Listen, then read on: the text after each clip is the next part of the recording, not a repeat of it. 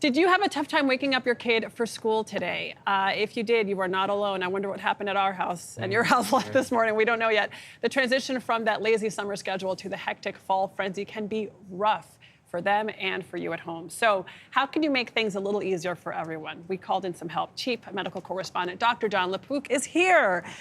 Dr. LaPook, I mean, there's a lot of shifting emotion. You're sad about the end of summer. You're a little worried, maybe anxious about the start of school. Some kids are starting at new schools. What is your advice? Yeah, you summarized it really well, and I think this is a particularly charged time right now. I mean, you have to name the fact that there's still a lot of anxiety, maybe even a little PTSD in a lot of us about the pandemic. And then we have all this discussion about vaccines and can you get them, can you not get them? You've got political turmoil that kids in particular can pick that up, you know, in the zeitgeist and hearing their parents talk. Just 6 days ago, there was a terrible shooting where there were 2 kids who were killed and 18 injured. I remember in the past, you know, if something like that happened, I'd be on talking about what do you do? How do you reassure? Now it's so common, we don't even specifically address it. So I just think, for one thing, you know, parents need to, for their kids, set up structure. I mean, you know, the kids are running around and all that over the summer, maybe set up some structure. People say, what should I say to my children? Less that, listen, just listen to your children.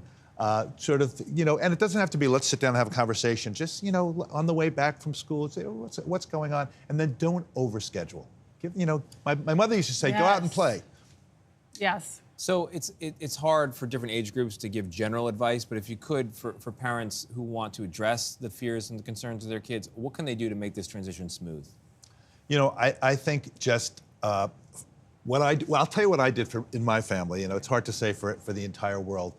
Kids can pick up the anxiety and, you know, what's going on out there. So aside from a structure, you know, having structure in the day, you're going to go to bed at this time, giving them the sense that they're safe. You know, for them, the world is a safe place, you know. And I used to say to my kids, you know, what is my job? They would know to keep us safe. And then I would have the next question, which is, am I good at my job? So I'm sort of, my competence. I like that follow-up. Link it to my competence. Right. Oh yeah, my dad's competent. Okay, I'm safe. The world, of course, is full of all sorts of terrible things. But for you, I know it's a little magical, but I think for kids it's important because they can get so anxious. For you, the world's a safe place. One thing that can help, obviously, is sleep. Yes. But already we're seeing last night I noticed how much earlier the sun was going down. How can this shift in daylight affect and kids? I did a deep dive last night. I'm so interested in this. So as the days get shorter, your circadian rhythm gets interrupted, your sleep can get disrupted. There are some simple things that you can do, which include just getting sunlight in the morning.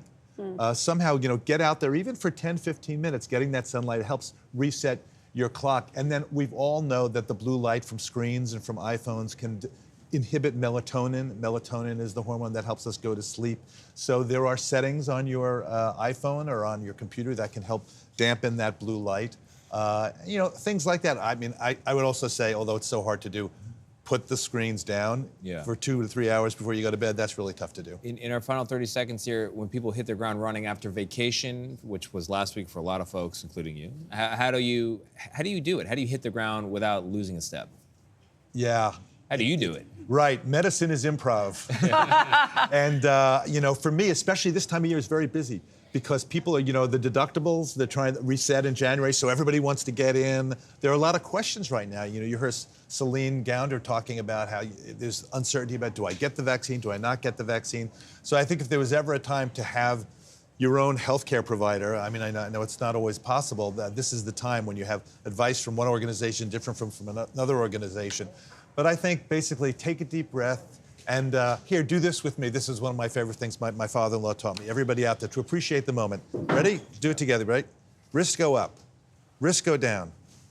I love my wrist. I love my wrist. So specific. I have patients who can't do that. I have patients who can't take a deep breath. Wait, what does that do? You're just saying, that's a miracle. That's a miracle that you can do that. It is a miracle. And it's just focusing in on what you actually have as opposed to what you don't have. It's even more fun if you put your hand on a steering wheel of a motorcycle and then do the wrist goes up, because I think you go... And you then increase the danger factor. So I was going to say, I don't think Dr. LaPook's going to like that. Appreciation of the moment versus danger. So now I'm trying to all say is just appreciate what you have. Amen. Take a deep breath.